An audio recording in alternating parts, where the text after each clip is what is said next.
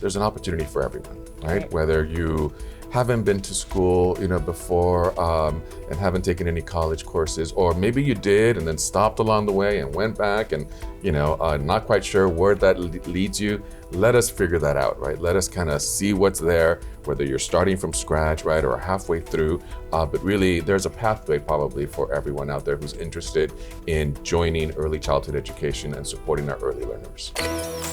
The education landscape is constantly evolving. Staying ahead of the trends is essential. Welcome to EdBuzz LA County, where we explore groundbreaking initiatives, inspiring stories, and innovative practices shaping the future of learning here in Southern California.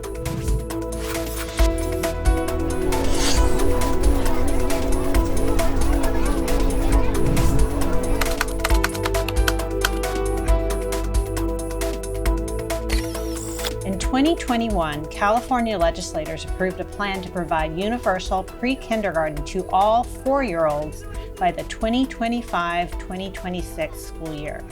Schools are gearing up to serve more students, and that means that additional teachers will be needed to serve this growing population. I'm Elizabeth Graswich, Executive Director of Public Affairs and Communications, and I'm joined now by Dr. Deborah Duardo, Los Angeles County Superintendent of Schools, and Luis Bautista, Executive Director of Head Start and Early Learning Division. We're going to talk about Universal Prekindergarten expansion.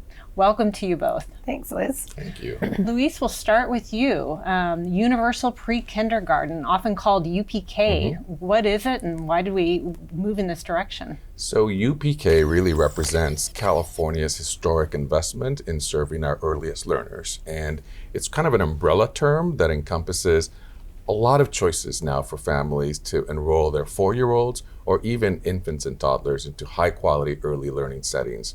And what we know is that those first 5 years are so important because 90% of our brain develops in those first 5 years.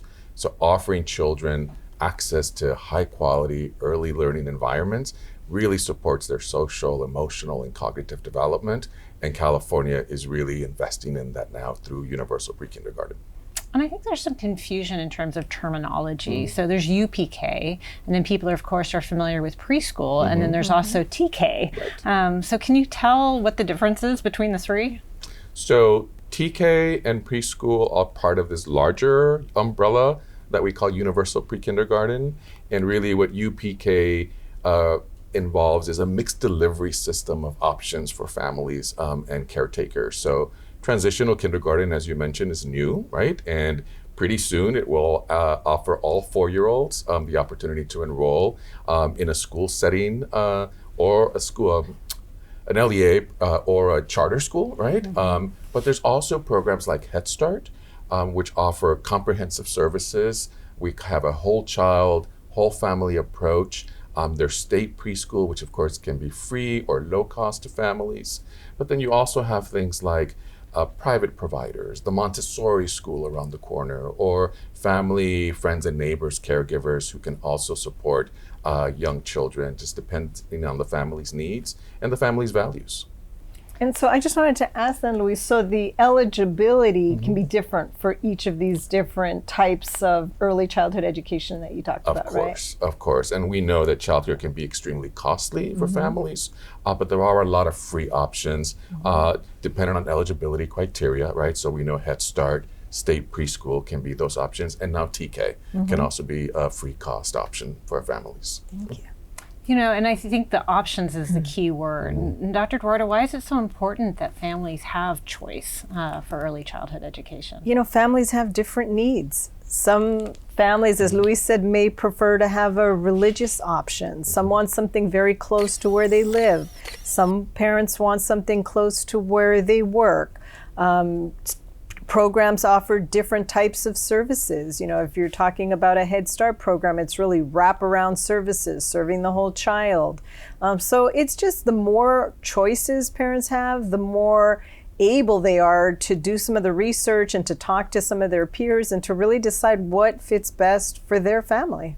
Yeah, absolutely. And one of the exciting things is that, that means that we have more teachers but it also means we have a more need for teachers. And I'm really proud of the work that we've done in this area. Luis, can you explain a little bit about the UPK Career Development Initiative, what it is and what it looks like? So UPK CDI, or the Universal Prekindergarten Career Development Initiative, is LACO's response to what we saw as an incredible staffing crisis, right, coming out of the pandemic. And that's not something just local. It's really been experienced, I think, across the state and really across the nation. So what we developed were pathways to attract folks into early childhood education, as well as pathways to help retain folks that were already in the field, but help them to promote up and to advance in their career. We have one of the pathways, assistant teacher pathway, which originally targeted and attracted Head Start parents that wanted to come into the classrooms. We've now opened that up to anyone eligible in the county to really sort of cast a wider net. But that's been a really successful pathway.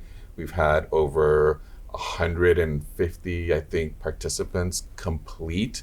Another 50 are in the process of completing their pathway. And I believe as of last count, 62 new early childhood educators are employed and working in classrooms just on that pathway alone. And this has been an effort only 2 years underway now. So really excited about the growth that it presents and the opportunity to continue to support teachers. Well, as you should be, because one of the things that I love about this opportunity, it's really empowering our very own parents who are participating in the program to be able to serve in a capacity that they love, and they want to be with the children, and they need the education in order to move forward in their careers. And one of the things that's so great about it is that we're able to uplift a lot of low-income, predominantly women of color, that are now having the opportunity to lift their families out of poverty and at the same time enter into a profession that they really enjoy, and that will, make a huge difference for themselves and for their families. Right. And if I can add, it's not just about that entry-level point, right? Obviously that could be a starting point, but we're supporting folks if they want to continue to advance. So once you're an assistant teacher, you want to keep going to become an associate teacher, a teacher, a lead, maybe a site supervisor, a site director. The pathways are designed to really support, right, folks to move through all that. And I guess we should be clear, Luis, if there's a cost to the participants in order to do this, and maybe the partnerships that we have that are making this possible. Sure. LACO covers all associated costs for the participants. So that includes coursework, but it also includes all those other supportive elements like I need a laptop to do my work, right, and to submit my homework. I need to pay for fees to get my permit, to get a credential, to get my CPR certification. We offer tutoring services. We cover childcare if necessary. And one of the things that we've learned as we've kind of designed these pathways and launched them over the last couple of years is that we really need to individualize and personalize those supports. So we're really working closely with every cohort to really understand what their needs are. So for some folks, online is great, but for others, it has to be in person, right? Or maybe a hybrid approach. We thought, offer during the day, and some said, well, no, I work during the day. I need an evening option, or I needed a Saturday option. So we really are working with a lot of local colleges and universities to personalize and individualize those pathways so that everyone who wants to can access them and really be successful. Head Start is committed to making the UPK CDI program accessible to help participants build their careers. Tonya Omar, Head Start Organizational Workforce Development Consultant, shares how the program is breaking down barriers to help participants become early childhood educators. For those that come into our assistant teacher pathway, a lot of them are first-time college students. So that's one of the barriers that our program has been able to break. Just that notion of them not ever being able to attend college. This program has helped them with that one, as well as financial barriers. Some of them have started school and then had to stop because they couldn't afford the college fees any longer. So as participants go through our program, everything is tuition free for them. The books are of no cost to them. And there's also an incentive stipend to motivate them and keep them going through.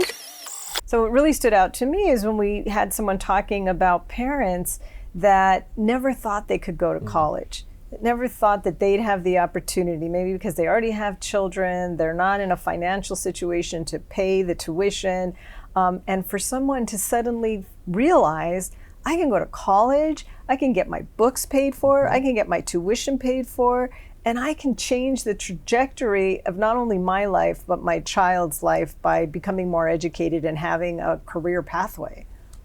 And what I really notice is just how committed some of these participants are. I recall, and you probably remember this participant, Dr. Duardo. We had someone who was scheduled to start their coursework and at the same time ended up in the hospital and had to undergo treatment. And so that was going to really sort of delay her opportunity to participate, and it's not something she wanted to forego. So the program was flexible enough to be able to have her do her online coursework while in the hospital for several weeks, right? And the nurses were so accommodating. They would sort of, avoid having to come in while she was doing her classes. I mean, that's kind of how this program is really being built and really supporting all of the participants going And it shows you the tenacity of the participants, regardless of something like being hospitalized with a serious illness, having the opportunity to say, no, I want to complete this and I'm going to do it, and to have the support to be able to do that. An important part of the program is preparing students to work inside a classroom setting. One participant, LaMika Jones, shares how her apprenticeship helped her gain more confidence working with children.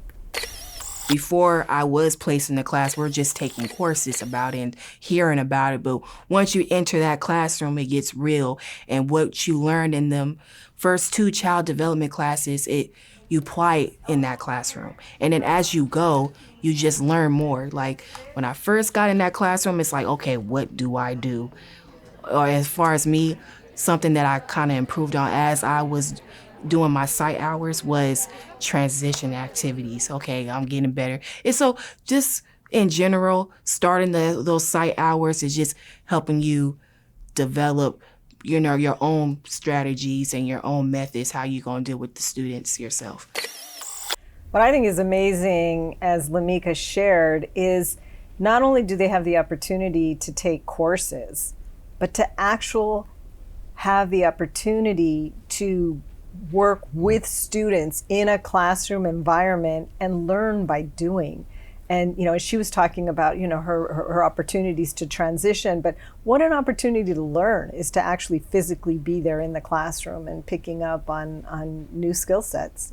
Yeah. It's also offering those experienced educators an opportunity to give back, right? To mentor and to coach those that are learning as they're doing, right? So I think for a lot of our early childhood educators, it's a great way to sort of, bring in those new folks and give them those hard-learned lessons that they had to go through, right? But setting them up for success right off the start. Yeah. The UPK CDI program would not be possible without the partnership and collaboration with our local colleges and university. Dr. Dolores Gallegos from West LA College tells us more about the benefits of the partnership and how it can contribute to addressing the teacher shortage. So the benefit that it has created for our students is that we created wraparound services. So our LACO team, along with the West LA team, we've been able to give the students all what is needed for them to be successful. We constantly are able to follow up with them, which sometimes we don't have that power because we are short-staffed, but with LACO, we're able to do that. So we have people that go back and ask students like, what's going on? How can we help you?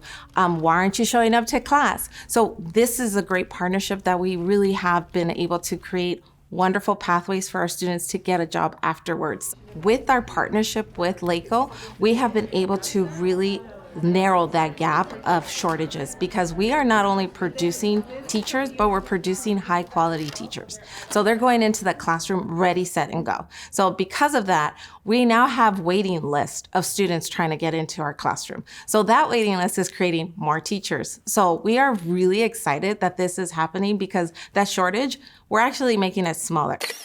As you can see, this is a wonderful partnership because we're working with West LA Community College where they're providing the instruction, the coursework at a college setting. And then we're working more directly with the family, following up, offering support services, making sure they're getting there, answering any questions they have. Maybe they have issues with childcare, or they need a laptop, or they need some accommodations because they might have some type of disability. So it really is that partnership of us looking at every aspect of the participant's life and figuring out how we can ensure their success. And it's not just West LA, right? We're also working with East LA College. We're working with UCLA at this point. And we recognize that there's a need to probably expand beyond that, right? So we're looking at the Antelope Valley and maybe even the South Bay to try to establish partnerships with colleges and universities in those areas. Well, and hopefully we have viewers that are wanting to get involved and learn more. So where can people learn about our program, and do they need a teaching credential to do it? No teaching credential needed. You need to have a high school diploma, the ability to work, right, a permit to work, and really to pass a background clearance. And of course, the desire to support early learners, right? That's extremely important. They can contact us directly. The team will help guide them through the options and the opportunities that exist. They can go online and look at information up on prekkid.org, or they can email us directly at hselupkcdi@laco.edu. Well, and as we close, there's so many different programs and so many different options for kids, for families, for future educators. What advice would you give to people who are watching this in terms of how do you navigate all this information? How do you make decisions around it? I'll turn to Luis. Thank you, Dr. Duardo. I think that, something that hopefully folks have picked up on as we've been talking about this is that there's an opportunity for everyone, right? Whether you haven't been to school, before and haven't taken any college courses, or maybe you did and then stopped along the way and went back and, not quite sure where that leads you. Let us figure that out, right? Let us kind of see what's there, whether you're starting from scratch, right, or halfway through. But really, there's a pathway probably for everyone out there who's interested in joining early childhood education and supporting our early learners. And I would just add, if you're someone who loves children, thinks that you would enjoy working with children, but never had the opportunity to go to college, and think, wow, this might be something that would really add some fulfillment to my life, reach out, go to our website, contact us, have a conversation. Because, this is an opportunity that you don't want to pass up. It isn't every day where you can get your tuition paid for and the support that you need to finish school. So we really want to encourage people to look us up and come out and have a conversation. And spending time with those little ones is such a joy. It really is. Really are. Parents have so many options right now, and I think sometimes it can be overwhelming. What is your advice to them as they try to think through the different options and what might best be suited for their family? Well, I think first is to gather information about all the different types of options that they have, and then they can sit down, with their family to decide which is the best fit for them.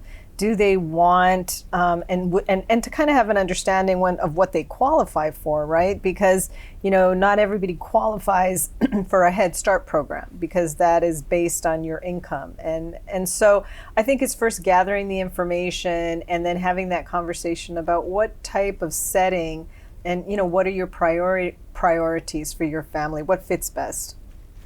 Yeah, I would agree. I mean, I think you want to make sure that families are well-informed consumers, right, of those options that are out there now. And luckily, there are more and more, right, with TK just being the latest option. They can always call us, right? Call our 877-PRE-K-KID number, and we'll be happy to provide options for Head Start, early Head Start, but also provide other referrals if necessary. That's a great idea, because it can be overwhelming. Parents are, have so much on their plate. So for make a phone call us up, and we'll have a conversation with you. That's awesome. Great service. I want to thank Dr. Duardo and Mr. Bautista for telling us more about expanding access to early childhood education through the Universal Prekindergarten program and addressing teacher shortages through the Career Development Initiative. To learn more about these programs, visit our Head Start website, prekkid.org. That's prekkid.org.